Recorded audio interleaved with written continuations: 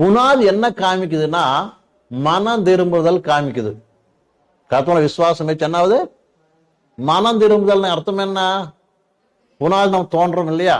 அப்படின்னா அத்திவாரம் தோண்டுவோம், எவ்வளவு ஆழம் அவ்வளவு தோண்டுவோம். தோண்டினாக்க என்ன வரும்? நம்மள கெட்டியான இடம் வரணும்.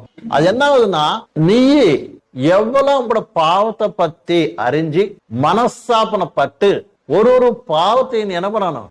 பாவமே இல்லாம சொந்த இஷ்டங்கள், சொந்த இச்சைகள், சொந்த ஆசைகள் எல்லாத்தையும் என்ன பண்ணணும்? கர்த்தர் ஒத்துக்கிட்டு பரிபூர்ணமா நான் இன்னும் மேலும் கர்த்தர் சித்தம் தான் நான் என்ன பண்ணணும் அப்படிங்கிற ஒரு உண்மையான நோக்கத்தோட தான் நீ ஞானஸ்தானம்ங்கிறது எடுத்துக்கணும். ஞானஸ்தானம் அர்த்தம் என்ன?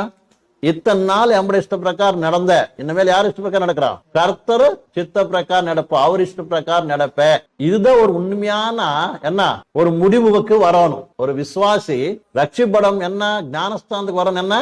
இன்னும் மேலும் எம்பட இஷ்டம் நான் செய்ய மாட்டேன், எம்பட இஷ்டம் செஞ்சு எனக்கு வந்தது என்ன? பாவம் சாவம் நடக்கிறது தானே வந்துச்சு. அதனால இனிமேல் இதெல்லாம் கர்த்தர்கிட்ட என்ன பண்ற? ஒத்துக்கிட்டு இனிமேல் கர்த்தர் சித்த பிடிக்கு நான் என்ன பண்ண போறேன்? நடக்கிறேன் அப்படி என்ன பண்ண? ஆழமான ஒரு மனஸ்தாபனை வரவனுக்குள்ள அர்த்தம். நீ எவ்வளவு மனஸ்தாபம் பாரு, அவ்வளவு நல்லது.